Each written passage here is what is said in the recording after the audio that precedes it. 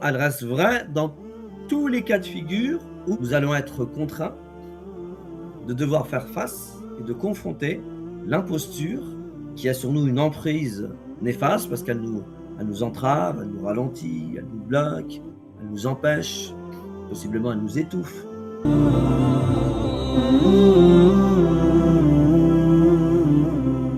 Que cette invocation coranique, elle a lieu. Hein. Si vous avez suivi les autres lives, Moussa, en fait, il était en pleine errance vocationnelle. Il était perdu dans le désert, dans les ténèbres. Il est pris, lui et sa famille, dans une tempête de sable, il n'y voit plus rien. Donc il est dans les ténèbres de l'inaccomplissement et les ténèbres de l'errance vocationnelle. Il voit un feu qui va être le symbole indice de quoi? De la localisation du sanctuaire salut pour lui. Et lui, et in fine, il ne le sait pas encore. Lui, et non pas sa famille, mais lui et les enfants d'Israël, sa grande famille spirituelle. Ensuite, il se rend à ce sanctuaire salut. Et Allah lui demande de faire des choses. Donc il va poser des actions. Il va prendre sur lui, il va poser des actions. Il va répondre favorablement à l'ordre d'Allah et il va poser des actions. Et une fois qu'il a posé les actions, Allah lui donne un nouvel ordre. اذهب إلى فرعون إنه طغى. Donc le cadre est posé en fait. Le cadre est posé. C'est lorsqu'il y a une mission divine qui est confiée à un être et que dans sa mission divine, c'est de devoir faire face aux imposteurs du monde. Il s'avère que l'imposteur, l'archétype de l'imposture et des imposteurs dans le monde à son époque, c'est Pharaon. Allah lui dit idhab ila Pharaon. L'ordre, il est de se rendre hein, à Pharaon. Idhab ila Pharaon innahu tagha. Et en sous-entendu, tu vas devoir confronter cet imposteur pour libérer l'humain de l'emprise de cet imposteur sur eux. C'est ça la mission. Et c'est ça le contexte dans lequel s'inscrit cette action coranique. Et donc, j'en viens à ce que je disais tout à l'heure, c'est drôle, parce que majoritairement, en fait, ceux qui font ça au début de leur intervention, en fait, ce sont tous des imposteurs. Alors, il y a déjà l'intuition est bonne, hein, mais ils ne sont pas conscients, en fait, que c'est contre leur propre imposture qu'ils sont censés se prémunir et se prédisposer. Je ferme la parenthèse de la drôlerie. Moi, je trouve ça drôle d'un point de vue personnel. Je trouve ça drôle si on lit la situation dans le plan divin. Donc, ça s'inscrit lorsque il y a dans notre mission la nécessité de faire face. Voilà, c'est un face-à-face de confrontation avec l'imposture afin de libérer et d'affranchir les personnes qui se font manipuler et qui sont sous l'emprise d'imposteurs. À ce moment-là, eh ben, cette invocation, elle prend tout son sens. Elle prend vraiment tout son sens. On a trois choses qui sont implorées. La première, c'est qui sont demandées. Le sharh du sadr. La deuxième, c'est al-yusr de l'amr. Et la troisième, c'est al-hal de al-uqda. Trois choses qui sont d'une certaine manière comme les trois conditions pour que finalement la mission puisse être accomplie, cette mission particulière et singulière puisse être accomplie de la plus belle des manières et qu'elle soit la plus productive possible. Le daïr, c'est vraiment un resserrement. C'est un resserrement intérieur. C'est une étroitesse de la poitrine qui est liée à un stress, à une anxiété et une angoisse, même si le mot central c'est l'anxiété, comment je pourrais dire ça? Intense, très intense. Et si en fait notre intériorité est resserrée, très serrée, nous n'aurons pas le courage suffisant pour assumer pleinement la mission qui nous a été confiée. Le terme français qui correspond vraiment parfaitement, c'est vraiment le phénomène de dilatation. Je rappelle que quand le stress et l'anxiété sévère, elle provoque une contraction des muscles et des vaisseaux sanguins. Ce faisant, en fait, quand on a du mal à respirer. Si on a du mal à respirer, encore une fois, on ne va pas pouvoir assez oxygéner le sang. Et si on n'oxygène pas assez le sang, on ne va pas pouvoir, je dirais, ordonner aux membres de se conformer à l'action opportune dans la situation en présence. Il va y avoir 2 types de réactions qui, dans les 2 cas, sont des entraves. 1, la paralysie, on peut être paralysé par l'anxiété et l'angoisse. Ou 2, l'action, convulsive et chaotique. Le stress intense peut nous faire convulser et par suite, en fait, nous faire pousser des actions qui sont complètement chaotiques. Comment on fait pour être prémuni de cela? Par le charh, par la dilatation de l'intériorité. Parce que grâce à la dilatation, il peut y avoir quoi? Une largesse intérieure. Et quand il y a une largesse intérieure, ce qui va avec, c'est le courage nécessaire. Et le courage, c'est la condition sine qua non à tout le reste. S'il n'y a pas de courage, on ne va pas se mettre en mouvement. On ne va pas faire ce qu'il faut. On ne va pas dire ce qu'il faut. On ne va pas adopter la bonne posture. S'il n'y a pas de courage, on va se mettre en retrait. S'il n'y a pas de courage, on va dire ce que les autres ont envie d'entendre. S'il n'y a pas de courage, on ne va pas faire l'action qu'on doit faire. On va faire une action un peu qui va détourner l'attention. Et s'il y a le sharh, quand il y a le sharh, les 2 autres suivent. Il y a le yusr, il y a le hal. Et in fine, l'objectif final, c'est yafqahu qawli. L'objectif de tout ça, en réalité, c'est yafqahu qawli. À la fin, la dernière phrase, c'est yafqahu qawli. L'objectif de tout ça, c'est que ce à quoi je dois faire face et que je dois confronter, parce que ça fait partie de l'ordre d'Allah. Allah a ordonné de confronter ici l'archétype de l'imposture dans le monde à son époque, à Moussa, alayhi salam. L'objectif, c'est yafqahu qawli. Alors, le fiqh, c'est une compréhension profonde et juste. Ça s'oppose à quoi? Une compréhension superficielle, donc erronée. La justesse est possible grâce à la profondeur.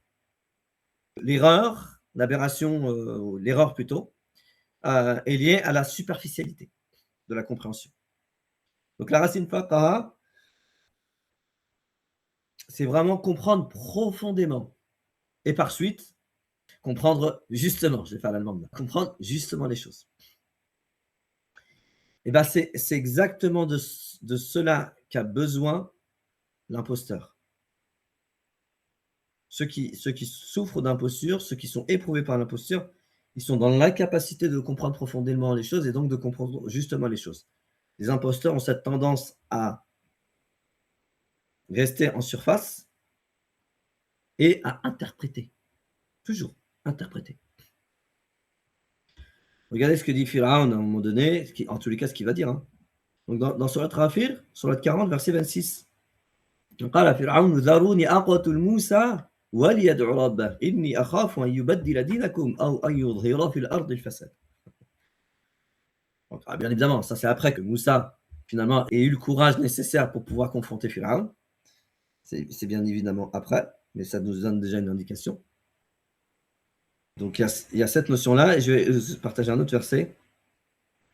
Dans Surat Taha, on va reprendre Surat Taha, comme ça vous allez voir un peu la tendance des imposteurs à aller dans quoi? Dans le champ des interprétations et le champ des émotions, le champ des intentions.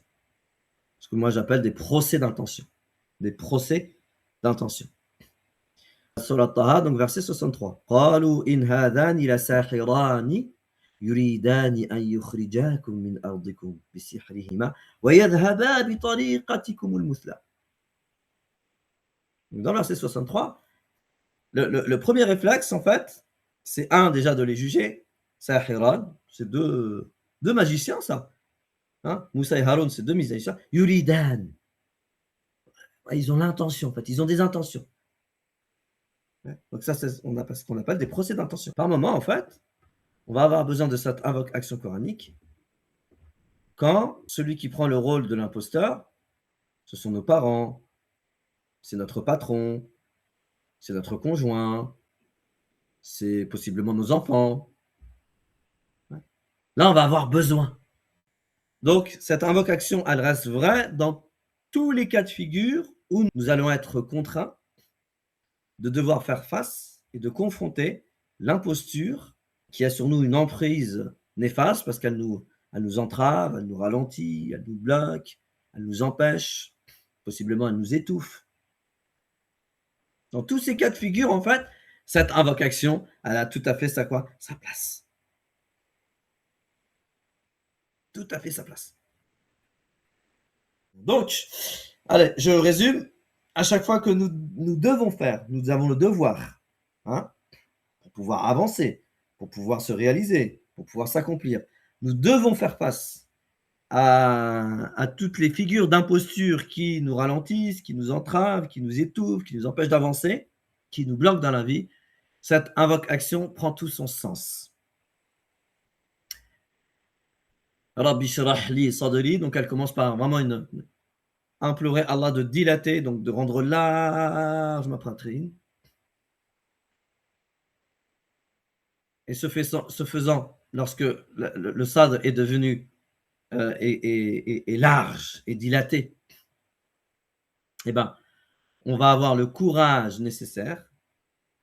Quand on a le courage nécessaire, il y a deux choses qui se produisent, hein.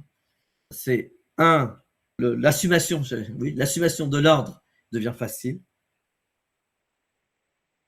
Deux, tout ce qui est noué est dénoué. Il y en a pour qui c'est la langue, il y en a pour qui c'est le cœur qui est noué. Il y en a pour qui c'est possiblement les mains qui sont nouées. Ouais. Il faut comprendre en fait l'outil qu'on va devoir utiliser pour justement faire face à l'imposture. Pour Moussa, c'était la langue. Moussa, c'était la langue. À chaque fois qu'il était face à quelque chose de très anxieux, de très angoissant, qui le tétanisait d'une certaine manière, bah, sa langue se nouait, donc il n'arrivait pas à s'exprimer convenablement. Donc c'est pour ça que ici, spécifiquement, mais il y en a peut-être que c'est autre chose qui est noué. Ouais. Noué dans le sens d'être empêché de pouvoir, voilà, empêché de pouvoir s'exprimer. On ne s'exprime pas qu'avec la langue, on s'exprime aussi avec le corps, on s'exprime avec la posture, on s'exprime, bref. Alors, avec deux autres choses, arrêtez. La posture, hein, les mains. Voilà. Et si tout est aligné, normalement, en fait, en tous les cas, les conditions sont créées pour que l'imposteur en question puisse comprendre profondément et donc justement notre, comment je pourrais dire ça? Notre cadre, notre démarche, et y répondre favorablement. S'il y répond pas favorablement, c'est que son istikbar et son orgueil a pris le dessus. Wallahu a'lam wa ahkam. 15% de ce que nous on appelle des invocations, après ce sont que des caprices. On demande plein de choses alors qu'on fait rien. Et ça, c'est pas sain. Ouais. Ça veut dire que notre relation à Allah, elle est pas saine. Nous voulons implorer Allah pour nous voir octroyer par lui quelque chose dont nous avons besoin, dit de commencer par poser une action. C'est vraiment que quelqu'un qui a du mal à articuler les versets d'Allah, en fait, il peut vous apporter quoi que ce soit en termes de spiritualité. Je vous le dis, quelqu'un qui ne sait pas, en fait, le béaba du tartil. Le tartil, c'est vraiment la première discipline qu'il faut maîtriser, déjà pour soi. Toutes les personnes qui sont éprouvées par l'imposture ont tendance à faire cela. Un, ils vont se permettre de juger. Deux, ils sont toujours dans le champ des intentions. Donc, ils font toujours des procès d'intention. Vous dites quelque chose, en fait, ça n'a rien à voir avec eux. Ben, ils veulent le comprendre relativement à leur petite personne. قال رب اشرح لي صدري ويسر لي أمري واحلل عقدة من لساني يفقه قولي